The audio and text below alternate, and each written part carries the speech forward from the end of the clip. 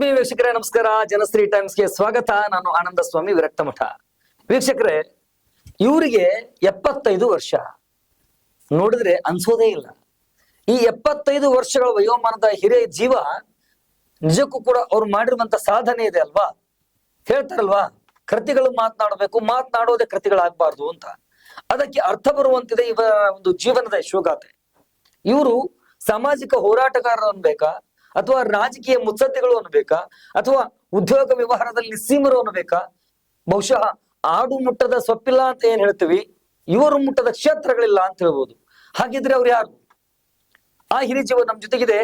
ಬೇರೆ ಯಾರು ಅಲ್ಲ, ನಮ್ಮ ಗದಗ ಜಿಲ್ಲೆಯ ಗಜೇಂದ್ರಗಡದವರು ವೀರಣ್ಣ ನಿಂಗಪ್ಪ ಸ್ವನ್ನದ್. ವೀರಣ್ಣ ನಿಂಗಪ್ಪ ಸ್ವನ್ನದವರು ನಿಜಕ್ಕೂ ಕೂಡ 16 ಕ್ಷೇತ್ರಗಳಲ್ಲಿ ಮುತ್ತಿನಂತಹ ಕೆಲಸಗಳನ್ನು ಮಾಡಿದ್ದಾರೆ. ಹಾಗಿದ್ರೆ ಅವ್ರು ಮಾಡಿರೋದೇನು, ಓದಿರೋದೇನು, ಹೇಗಿದೆ ಅವರು ಇವತ್ತಿನ ಬದುಕು? 75ರ ವಯೋಮಾನದಲ್ಲಿ ಕೂಡ ಎಷ್ಟು ಉತ್ಸುಕತೆಯಿಂದ ಅವರಿದ್ದಾರೆ, ಅದು ಹೇಗೆ, ಅದರ ರಹಸ್ಯ ಏನು, ಅದೆಲ್ಲದ್ರ ಬಗ್ಗೆ ಮಾತನಾಡ್ತಾ ಹೋಗೋಣ. ಸ್ವನ್ನದವ್ರನ್ನ ಕಾರ್ಯಕ್ರಮಕ್ಕೆ ವೆಲ್ಕಮ್ ಮಾಡೋಣ. ಸರ್, ಕಾರ್ಯಕ್ರಮಕ್ಕೆ ಆತ್ಮೀಯ ಸ್ವಾಗತ. ನಮಸ್ಕಾರ.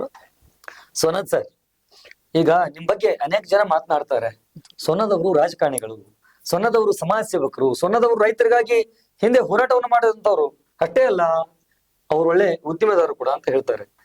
ನಿಮ್ಮ ಪ್ರಕಾರ ಸ್ವನ್ನದವ್ರು ಯಾರು? ಏನವರು ಹುಟ್ಟು, ಬಾಲ್ಯ, ಬೆಳವಣಿಗೆ, ಅದ್ರ ಬಗ್ಗೆ ಒಂಚೂರು ಮಾತನಾಡಿ.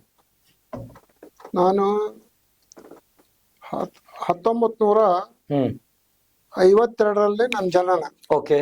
ಮುಂದೆ ವಿದ್ಯಾಭ್ಯಾಸ ಗಜೇಂದ್ರಗಡದಲ್ಲಿ SSLC ವರೆಗೂ ಮುಗಿಸಿದೆ. ಓಕೆ.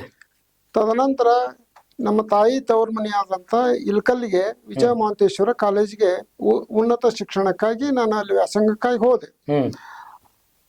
ಆ ವೇಳೆಯಲ್ಲಿ ನಮ್ಮ ತಂದೆಯವರಿಗೆ ಅನಾರೋಗ್ಯ, ದಮ್ ಇತ್ತು. ಹೀಗಾಗಿ ಅವರು, ಇಲ್ಲ ನಿನ್ ಮದುವೆ ಮಾಡ್ಬಿಡ್ತೀವಿ, ನೀನು ಒಪ್ಕೋ ಅಂತೇಳಿ ನನ್ನ ಒಪ್ಸಿದ್ರು 71ರಾಗ. ಆ ಸಮಯದಲ್ಲಿ ನಾನು ಅನಿವಾರ್ಯವಾಗಿ ನಮ್ಮ ತಂದೆ ಆರೋಗ್ಯದ ಬಗ್ಗೆ ಕಾಳಜಿ ತಗೊಂಡು ಅವ್ರ ಮಾತಿಗೆ ಬೆಲೆ ಕೊಟ್ಟೆ. ಮುಂದೆ ನನ್ನ ಮದುವೆ ಆಯ್ತು. ಅಲ್ಲಿಗೆ ನಂದು ಶಿಕ್ಷಣ ನಿಂತು ಬಿಡ್ತು. ವಾಪಸ್ ನಾನು ಗಜೇಂದ್ರಗಡ ಬಂದು ಏನಾದ್ರೂ ವ್ಯಾಪಾರ ಉದ್ಯೋಗ ಮಾಡ್ಬೇಕಂತೇಳಿ ಮನಸ್ಸಿನಾಗಿತ್ತು. ಆದ್ರೆ ನನ್ಗೆ ನಮ್ಮ ತಂದೆಯವ್ರದ್ದು ಆದಂತ ಒಂದು 10 ಎಕರೆ ಜಮೀನಿತ್ತು. ಆ ಜಮೀನಿನಲ್ಲಿ ಬಾವಿ ತೆಗೆಸಿ ನೀರಾವರಿ ಕ್ಷೇತ್ರವನ್ನು ಮಾಡ್ಕೊಂಡೆ. ಆ ನಂತರ ನೀರಾವರಿ ಬೆಳೆಗಳನ್ನು ಬೆಳೀತಿದ್ದೆ. ತದನಂತರ ರೇಷ್ಮೆ ಬೆಳೆನೂ ಬೆಳಿಲಿಕ್ಕೆ ಶುರು ಮಾಡಿದೆ. ಆ ನಂತರ ಮುಂದೆ ನಮ್ಮ ತಂದೆಯವ್ರು ತೀರ್ಕೊಂಡ್ರಿ 79ರಾಗ. ತೀರ್ಕೊಂಡ ನಂತರ ಅವ್ರ ಒಂದು ಆಸೆ ಇತ್ತು, ಇವ್ರು ವ್ಯಾಪಾರ ಮಾಡಪ್ಪ ನೀನ್ ಅಂತೇಳಿ. ಆ ಪ್ರಕಾರ ನನಗೆ ಗಜೇಂದ್ರಗಡದಾಗ ಒಬ್ರು ಅಯ್ಯಪ್ಪನವರು ಅರಿಕೇರಿ ಅಂತೇಳಿ ನಮ್ ಗುರುಗಳಾಗಿ ನಮ್ಗ ಸಿಕ್ರವ್ರು. ವ್ಯಾಪಾರದ ಬಗ್ಗೆ ನನಗೆ ಮಾಹಿತಿ ಕೊಟ್ರು. ಲೆಕ್ಕಪತ್ರ ಹೆಂಗ್ ಬರಿಬೇಕು, ಹೆಂಗ್ ವ್ಯಾಪಾರ ಮಾಡ್ಬೇಕು, ಅವ್ರ ಗುರುಗಳನ್ನಾಗಿ ನಾ ಸ್ವೀಕಾರ ಮಾಡಿ ಅವರಿಂದ ನಾನು 1976ರಲ್ಲಿ ನಾವು ದಲಾಲಿ ಅಂಗಡಿ ಪ್ರಾರಂಭ ಮಾಡಿದ್ವಿ. 76ರಾಗ ದಲಾಲಿ ಅಂಗಡಿ ಪ್ರಾರಂಭ ಮಾಡಿದ್ಮೇಲೆ 79ಕ್ಕೆ ನಮ್ಮ ತಂದೆಯವ್ರು ತೀರ್ಕೊಂಡ್ರು. ಮುಂದೆ ನಾನು NV ಸ್ವನ್ನದ್ ಆಯಿಲ್ ಕಂಪ್ನಿ ಅಂತ ದಲಾಲಿ ಅಂಗಡಿ ಶುರು ಮಾಡಿದ್ವಿ. ಆನಂತರ ಅದು ನಮ್ಮ ಅಂಗಡಿ ಒಳಗ ನಾವ ರೈತರ ಮಾಲ್ ಖರೀದಿ ಮಾಡ್ಲಾಕ ಬರ್ಲಾರಂತ ಪರಿಸ್ಥಿತಿ ಒಳಗ VN ಸ್ವನ್ನದ್ ಅಂತ ಒಂದು ಹೊಸ ನಾಮೆ ತೆಗಿಸಿ ಅದರಿಂದ ಖರೀದಿ ಸೆಕ್ಷನ್ ಹೋದ್ವಿ. ಖರೀದಿ ಮಾಡೋದ್ರಿಂದ ನಾವು ಎಲ್ಲಾ ರೈತರು ಬೆಳೆದಂತ ಮಾಲ್ ಪ್ರತಿಯೊಂದನ್ನು ನಾನು ಖರೀದಿ ಮಾಡ್ತಿದ್ದೆ. ಭೂಮಿ ಒಳಗೆ ಏನ್ ಹುಟ್ಟುತ್ತ ಎಲ್ಲದೂ ಖರೀದಿ ಮಾಡ್ತಿದ್ದೆ. ಔಟ್ ಆಫ್ ಸ್ಟೇಟ್ ಅಂದ್ರೆ ತಮಿಳುನಾಡು, ಮಹಾರಾಷ್ಟ್ರ, ಆಂಧ್ರ. ಆ ಸಂದರ್ಭದಲ್ಲಿ ಮಾಡಿದ್ರಿ? ಹೌದು ಸರ್. ಆಂಧ್ರ, ಕೇರಳ, ಹೀಗೆ ಎಲ್ಲಾ ಕಡೆನೂ ನಾನು ಅವನ್ನ ಸಪ್ಲೈ ಮಾಡ್ತಿದ್ದೆ. ಗೋವಿಂಜೋಳಕ್ಕ ನಾವು ಸಪ್ಲೈ ಮಾಡಿದ್ರೆ ನಂದೇ ಒಂದು ರ್ಯಾಕ್ ಹೋಗ್ತಿತ್ತು. ಇಡೀ ಒಂದು ಟ್ರೈನ್ 26 ಡಬ್ಬಿ ನಂದೇ ಒಂದು ತುಂಬ್ತಿದ್ವಿ. ಇಲ್ಲಿ ಗದಕ್ಕೆ ನಾವು ಲೋಡ್ ಮಾಡಿಸ್ತಿದ್ದೆ. ಹಿಂಗ ನಮ್ದು ವ್ಯಾಪಾರದೊಳಗ ಅಭಿವೃದ್ಧಿ ಹಾಕೊಂತ ಬಂತು. ಮುಂದೆ 92ರೊಳಗ ನಮ್ದು ವ್ಯಾಪಾರ ನೋಡ್ಕಾಟ, ಇಲ್ಲ ನೀವ್ ಒಂದು ಆಯಿಲ್ ಮಿಲ್ ಯಾಕೆ ಮಾಡ್ಬಾರ್ದು ಅಂತೇಳಿ ನಮ್ಮ ತಮ್ಮರು ನನ್ನ ತಲೆ ಒಳಗೆ ತುಂಬಿದ್ರು. ಅದನ್ನ KSFC ಲೋನ್ ತಗೊಂಡು ನಾವು ಸ್ಟಾರ್ಟ್ ಮಾಡಿದ್ವಿ. 92ರೊಳಗೆ ಆಯಿಲ್ ಮಿಲ್ ನಾವು ಸ್ಥಾಪನಾ ಮಾಡಿದ್ವಿ. 92ರ ಸ್ಥಾಪನಾ ಮಾಡಿದ ನಂತರ ಒಂದು 2 ವರ್ಷ ನಮ್ ಕೂಡ ನಮ್ ತಮ್ಮಾರಿದ್ರು. ಮುಂದೆ ಅವರು ತಾವು ಯಾಕೋ ಮನಸ್ಸು ಒಪ್ಪಲಿಲ್ಲ ಅಂತೇಳಿ ಅವರು ಬೇರೆ ಬೇರೆ ನಾವು ಆಗ್ತೀವಿ ಅಂತೇಳಿ ಬೇರೆ ಆಗ್ಬಿಟ್ವಿ. ಅವಾಗ ನನಗೆ ಅತ್ಯಂತ ಕಷ್ಟದ ಕಾಲ ಆ ಸಮಯದೊಳಗ. ಮುಂದೆ ನಾನು ಮತ್ತೆ KSFCಗೆ ಅಪ್ರೋಚ್ ಆಗಿ ನಾವು ಒಳ್ಳೆ ವ್ಯಾಪಾರಸ್ಥರಿದ್ರು ಕೂಡ ನಿಮ್ ಲೋನ್ ಡಿಪಾರ್ಟರ್ ಆದ್ವಿ, ಅದನ್ನ ನಾವು ಒನ್ ಟೈಮ್ ಸೆಟಲ್ಮೆಂಟ್ ಮಾಡ್ತೀವಿ ಅಂತ ಹೇಳಿ ಮತ್ತು ಲೋನ್ ತಗೊಂಡು ನಾನು ಮುಂದೆ 2000 ಇಸ್ವಿ ಒಳಗೆ ಎಲ್ಲಾ KSFC ಲೋನ್ ತುಂಬಿ ನಾವೆಲ್ಲ ಕ್ಲಿಯರ್ ಮಾಡ್ಕೊಂಡ್ವಿ. ಅಷ್ಟೊತ್ತಿಗಾಗಲೇ ನಂದು ವ್ಯಾಪಾರದ ಸ್ವಲ್ಪ ಪ್ರಗತಿ ಆಗಿತ್ತು. ಹೀಗಾಗಿ ನಾನು ಆಯಿಲ್ ಮಿಲ್ಗಾಗಿ ನಾನು ಆಂಧ್ರ ಕಡೆ ಹೆಚ್ಚು ಹೋಗಿ ನಾನು ಅಲ್ಲಿಂದ ಮಟೀರಿಯಲ್ ತಂದು ವ್ಯಾಪಾರ ಶುರು ಮಾಡಿದೆ. ನನಗೆಲ್ಲ ಅನುಕೂಲ ಆಕೊಂತ ಹೋತು. ಮುಂದೆ ನಮ್ಮ ಮಕ್ಕಳಿಗೆ ಒಳ್ಳೆ ಶಿಕ್ಷಣ ಕೊಡಿಸಿದ್ದೆ. ನನಗೆ 5 ಮಂದಿ ಗಂಡು ಮಕ್ಕಳು, 5 ಮಂದಿ ಗಂಡು ಮಕ್ಕಳು, ಒಬ್ಬಕ್ಕೆ ಹೆಣ್ಮಗಳು. 5 ಮಂದಿ ಒಳಗೆ 2 ನಾನು ಕೂಡ ವ್ಯಾಪಾರ ಮಾಡ್ತಾರ ನಮ್ ಗಜೇಂದ್ರಗಢದೊಳಗೆ. ಇನ್ 3 ಮಂದಿ ಒಬ್ರು ಆಸ್ಟ್ರೇಲಿಯಾದಾಗ ಕೆಲಸ ಮಾಡ್ತಾರ, ಅಲ್ಲೇ ಸೆಟ್ಲ್ ಆಗ್ಯಾರ ಅವರು, ಅಲ್ಲೇ ಆಸ್ತಿ ತಗೊಂಡು ಅಲ್ಲೇ ಮನಿ ಮಾಡ್ಕೊಂಡ್ಬಿಟ್ರ. ಇನ್ನೊಬ್ರು ಬೆಂಗಳೂರಿಗೆ ಅದಾರ, ಒಬ್ರು ಹುಬ್ಬಳ್ಳಿಗೆ ಅದಾರ. ಅವರೆಲ್ಲ ಸಾಫ್ಟ್ವೇರ್ ಇಂಜಿನಿಯರ್ಸ್. ನನಗಾಗಿ ನನ್ನ ಮಕ್ಕಳದ ನನಗೇನ್ ಪುಣ್ಯ ಅಂದ್ರ, ನನಗಾಗಿ ನನಗೇನ್ ಪಾಲ್ ಕೊಡಪ್ಪ ಅಂತ ಕೇಳೋರು ಯಾರು ಇಲ್ಲ. ನಾನೇನ್ರ ಕೊಡ್ತೀನಿ ಅಂದ್ರು ಕೂಡ ಅವರು ನಮ್ಮ ಹತ್ರ ಐತಿ, ನಮ್ಗೆ ನಿಮ್ಮದು ಏನೋ ಬೇಡ ಅಂತೇಳಿ ನನಗೆ ಈಗಾಗಲೇ ಮಾತು ಕೊಟ್ಬಿಟ್ರ ಅವರು. ಯಾವುದೇ ನನಗೆ ಕೇಳೋ ಅಂತ ತೊಂದರೆ ಕೊಡೋ ಅಂತ ಮಕ್ಕಳಿಲ್ಲ. ಅದು ಒಂದು ನನ್ನ ಪುಣ್ಯ. ಆಮೇಲೆ ನನಗೆ ಸ್ವಸ್ಥರು ಕೂಡ ಅಷ್ಟೇ ಒಳ್ಳೆ ಜನ ಸಿಕ್ಕಾರ. ಅವ್ರು ನನ್ನ ಅತ್ಯಂತ ಗೌರವದಿಂದ ಪ್ರೀತಿಯಿಂದ ನಮ್ಮ ಜೋಪಾನ ಮಾಡ್ತಾರ. ಯಾರು ಕೂಡ ನನಗ ಇವತ್ತ ನಮ್ಗೆ ಏನಾರ ಬೇಕು ಅಂತ ಕೇಳೋರಿಲ್ಲ.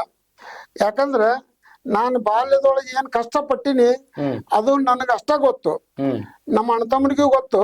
ಆದ್ರೆ ನಾನು ಬಹಳಷ್ಟು ಈ ಬೇರೆ ಬೇರೆ ಕ್ಷೇತ್ರದಾಗ ಹೋದೆ, ಬಂದ ಧಾರ್ಮಿಕ ಕ್ಷೇತ್ರಕ್ಕೆ ಹೋದೆ. ಅಲ್ಲಿ ಧಾರ್ಮಿಕ ಕ್ಷೇತ್ರ ಅಲ್ಲಿ ಎಲ್ಲಿ ಸೇವೆ ಮಾಡಿದ್ದೆ ನಾನು? ಧಾರ್ಮಿಕ ಕ್ಷೇತ್ರ ಅಂದ ನಂದು ಒಬ್ಬಂದ ಸೇವಾ ಇಲ್ಲ ಅದ್ರಾಗ. ಶ್ರೀನಿವಾಸ್ ದಾಸ್ ಸುಂಚಾ ಅಂತಿದ್ರು, TTD ಕಲ್ಯಾಣ ಮಂಟಪ ಗಜೇಂದ್ರಗಢಕ್ಕೆ ಶಾಂಕ್ಷನ್ ಆಗಿತ್ತು. ಅಲ್ಲಿ ಅದಕ್ಕೆ ಜಾಗ TTD ಅವ್ರಿಗೆ ಅಲ್ಲಿ ಅಪ್ಪಣ್ಣ ನಾವಡೆ ಅನ್ನೋರು 2 ಎಕರೆ ಜಾಗ ಕೊಟ್ಟಿದ್ದೆ, 2 ಎಕರೆ 5 ಗುಂಟೆ.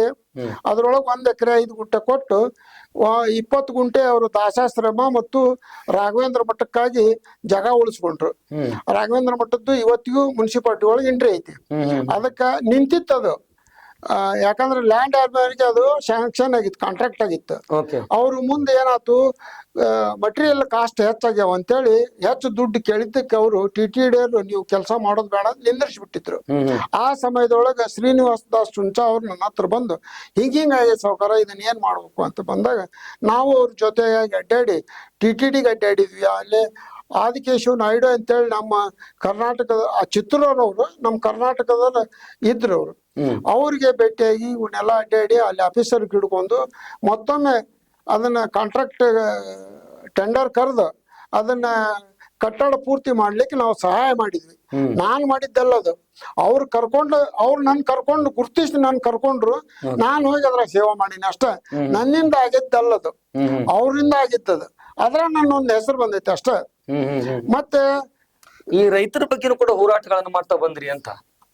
ರೈತರ ಬಗ್ಗೆನೂ ಹೋರಾಟ ಮಾಡಿದ್ವಿ ಅಂತಂದ್ರ ಅವಾಗ ಗಜೇಂದ್ರಗಢಕ್ಕ 54 ಎಕರೆ 23 ಗುಂಟೆ ವಸತಿಗಾಗಿ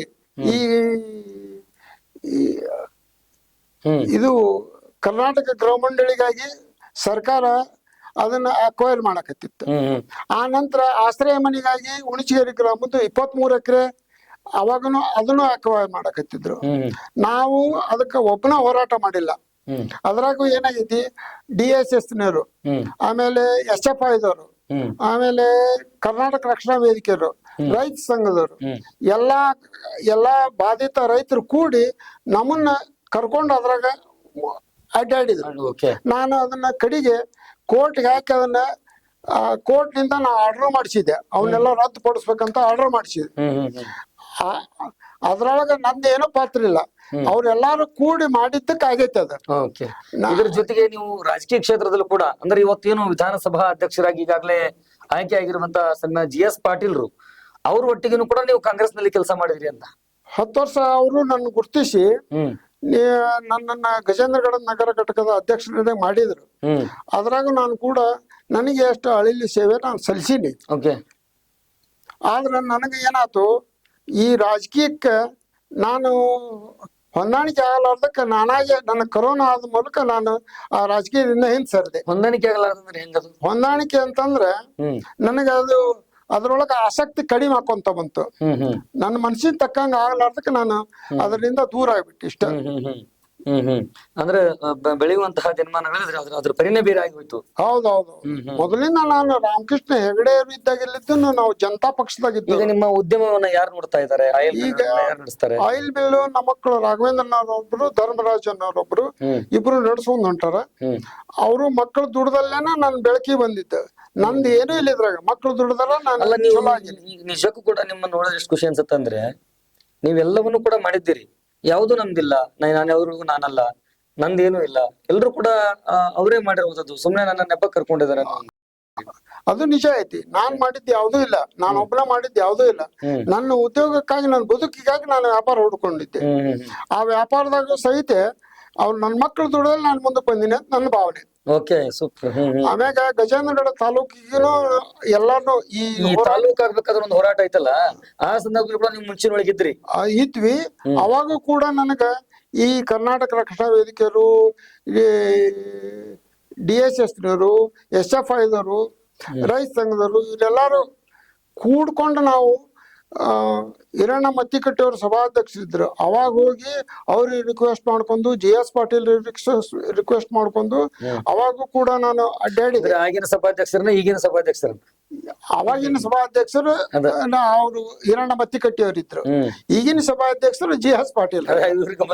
ಇವ್ರ ಗಮನಕ್ಕೂ ತಂದಿವಿ. ಇವ್ರು ಕೂಡ ನಮ್ಗೆ ಹೆಲ್ಪ್ ಮಾಡೋದು ಇಲ್ಲ ಅಂತಲ್ಲ, ಎಲ್ಲಾರು ಕೂಡಿ ಮಾಡ್ದಲ್ಲೇ ಆಗೈತೆ. ಅದು ನಾವ್ ಒಬ್ಬನ ಯಾವ್ದೂ ಮಾಡಿಲ್ಲ, ನೆಪ ಮಾತ್ರಕ್ಕೆ ನಾನು ಒಬ್ಬ. ನನ್ನಿಂದ ಅಥವಾ ನಾನು ಅಂದ್ರೆ ಏನೂ ಇಲ್ಲ, ನಾವೆಲ್ಲ ಅಂದ್ರೆ ಎಲ್ಲ ನನ್ನಿಂದ ಯಾವ್ದೂ ಇಲ್ಲ, ಒಂದ ಮಾತು ಹೇಳ್ಬೇಕು. ಇನ್ನು ಕೊನೆಯದಾಗಿ ನಿಮ್ಮ ಈ ಸಾಮಾಜಿಕ, ಶೈಕ್ಷಣಿಕ, ಧಾರ್ಮಿಕ, ರೈತಪರ ಹಲವಾರು ವಿಚಾರಗಳನ್ನ ಮನಗಂಡಂತ ಗದಗ ಜಿಲ್ಲಾ ವಾಣಿಜ್ಯೋದ್ಯಮ ಸಂಸ್ಥೆ ನಿಮಗೆ ಇವತ್ತು ಶ್ರೇಷ್ಠ ಉದ್ಯಮಿ ಅನ್ನುವಂತ ಪ್ರಶಸ್ತಿಯನ್ನ ಕೊಡ್ತಾ ಇದೆ. ಏನ್ ಹೇಳ್ತೀರಿ ಸುಣ್ಣದ್ ಸರ್ ನೀವು? ಬಹಳ ಸಂತೋಷ ಆಗ್ಯದ.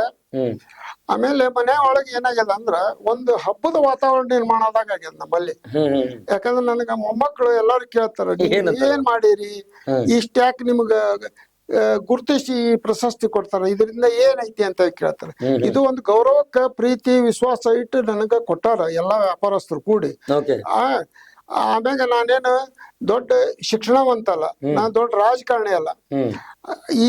ಈ ನನ್ನ ಸೇವಾ ಮನೋಭಾವ ನೋಡಿ ಕೊಟ್ಟಾರ ವಿನಃ ಇದರಲ್ಲಿ ಯಾವುದೇ ಲಾಭದಾಯಕದ್ದ ಅಲ್ಲ ಅಂತ ನಾನು ಮಕ್ಕಳಿಗೂ ಕೂಡ ಹೇಳ್ತೀನಿ, ಮೊಮ್ಮಕ್ಕಳಿಗೂ ಕೂಡ. ಅವರು ನನಗೆ ಎಲ್ಲದನ್ನು ಪ್ರಶ್ನೆ ಮಾಡಿ ಕೇಳ್ತಾರೆ. ಆ ಪ್ರಶ್ನೆಗೆ ನಾವು ಉತ್ತರ ಕೊಡ್ಬೇಕಲ್ಲ. ಹಿಂದಿನ ಜೀವನವನ್ನ ಇದೊಂದು ನೆನೆಸ್ಕೊಳ್ಳಕ್ ನನಗೊಂದು ಅವಕಾಶ ಕೊಟ್ರು ವಾಣಿಜ್ಯೋದ್ಯಮ ಸಂಘದವ್ರು ಅಂತ ನನ್ನ ಅಭಿಪ್ರಾಯ. ಎಸ್. ಈಗ ಸೋನದ್ ಸರ್, ಕೊನೆಯದಾಗಿ ನೀವು ಈ ಹಂತಕ್ಕೆ ಅಂದ್ರೆ ತುಂಬಾ ಕಷ್ಟಗಳ ಕಾಲದಿಂದ ಈ ಹಂತಕ್ಕೆ ಬೆಳೆದಿದ್ದೀರಿ. ಈ ಹಂತದ ಸಂದರ್ಭದಲ್ಲಿ ನೀವು ಯಾರನ್ನಾದ್ರೂ ಕೂಡ ನೆನಪು ಮಾಡಿಕೊಳ್ಳೋದಾದ್ರೆ ಯಾರನ್ನೆಲ್ಲ ಸ್ಮರಣೆ ಮಾಡ್ತೀರಿ? ನಮಗ ಅರಕೇರಿ ಅಯ್ಯಪ್ಪನವ್ರು ಅಂತಿದ್ರು, ನಾರಾಯಣದಾಸ್ ವಜ್ರೇಶ್ವರ ಇದ್ರು. ಗದಗಿನಾಗ ನಾನು ಕಷ್ಟ ಕಾಲದೊಳಗೆ ನನಗೆ ಎತ್ತಿ ಹಿಡಿದವ್ರು ನಾರಾಯಣದಾಸ್ ವಜ್ರೇಶ್ವರ ಅವರು. ಯಾಕಂದ್ರೆ ನನಗ ಬಹಳ ತೊಂದರೆ ಒಳಗೆ ತಂದಿದ್ರು. ಆ ಟೈಮ್ನೊಳಗ ನಾನು ಮೂಲತಃ ನೇಕಾರ ಮಣ್ತಂದಾಗ ಹುಟ್ಟತವ. ನಾನು ಮಗ್ಗಾನೂ ನೇದೀನಿ, ನನಗ ನೇಕಾರಿಕೆನೂ ಬರ್ತೈತಿ.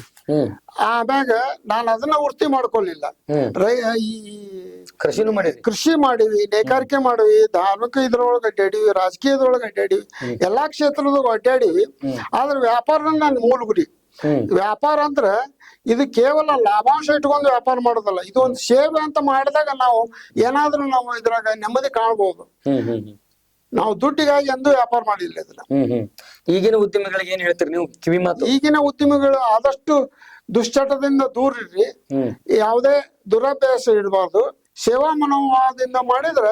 ಈಗ ದಾಸರು ಹೇಳ್ತಾರ ಏನಂದ್ರ, ಈ ಕರ್ಮಣ್ಯವಾದಿಕರಸ್ತೆ ಮಹಾಫಲೇಶು ಕದಾಚಿತ್ ಅಂತೇಳಿ. ನೀನ್ ಕರ್ಮವನ್ನ ನೀನು ಪ್ರಾಮಾಣಿಕವಾಗಿ ಮಾಡು, ನೀನು ಫಲ ಸಿಗ್ತದ ಅಂತ.